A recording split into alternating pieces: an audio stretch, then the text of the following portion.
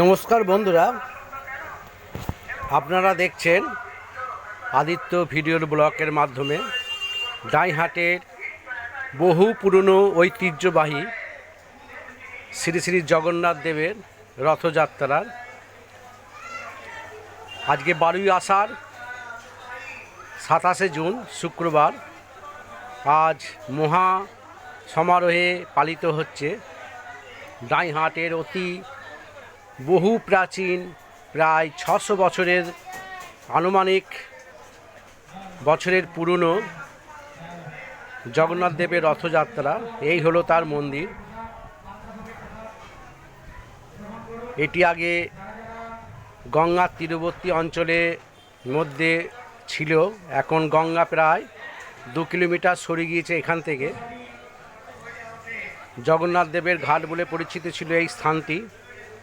তা আজকে এখানে মহা সমারোহে পালিত হচ্ছে রথযাত্রা। আগের দিন আপনাদের দেখিয়েছিলাম রথযাত্রার জগন্নাথ দেবের স্নানযাত্রা। আজকে দেখাচ্ছি 15 দিন পর জগন্নাথ দেবের রথযাত্রা। স্নানযাত্রার পর শোনা যায় ধর্মীয় কাহিনী অনুযায়ী যে স্নানযাত্রার পর ওনারা নিবৃত্তি বাসে চলে যান, জ্বর আসে ঠাকুরের। তা আজকে মাসির বাড়ি যাচ্ছেন প্রভু জগন্নাথ, বলভদ্র ও সুভদ্রা। এই আমাদের নতুন রথ তৈরি হচ্ছে, এখনও সম্পূর্ণ হয়নি রথটি। এরপরই বেরিয়ে পড়বে আমাদের রথযাত্রা। গোটা ডাইহাট পরিক্রমা করবে এই রথ। আপনারা দেখতে থাকুন আমাদের এই চ্যানেলের মাধ্যমে। আজকে প্রচণ্ড বৃষ্টি হচ্ছে, বৃষ্টিকে উপেক্ষা করি আমাদের প্রভুকে নিয়ে জনগণ বেরিয়ে পড়েছেন প্রবল উচ্ছ্বাসে। রশি ধরে টানছেন জগন্নাথ দেবের রথ। পরিক্রমা করছে ডাইহাটের অগণিত ভক্তবিন্দু এটির দলে দলে যোগ দেন এই মেলায়, এবং পথে দূর ধারের বাড়ির লোক বসে থাকেন কখন প্রভু জগন্নাথ দেব দেখা করতে আসবেন।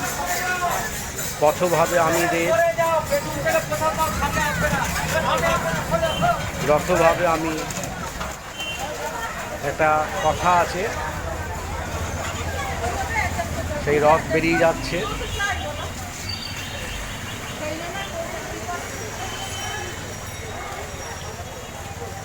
আমাদের এখানে এই রথের সঙ্গে সঙ্গে গোবিন্দ ঠাকুরও বেরিয়ে পড়েছেন ডাইহাট পরিক্রমা করতে। নগর কীর্তন করতে করতে গোবিন্দ ঠাকুরও বেরিয়েছেন আজকে রথের দিন।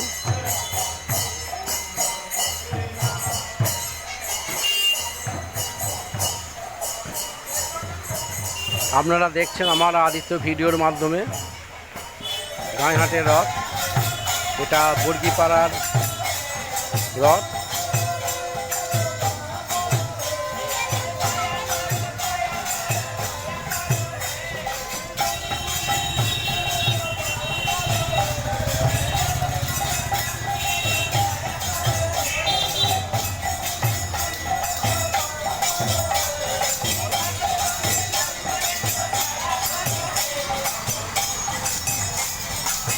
গোবিন্দ গোপীনাথ ও আমার মদন মোহন দয়া করো হে, গান করতে করতে এগিয়ে চললেন ভক্তবিন্দুরা রথের দড়ি টানতে টানতে।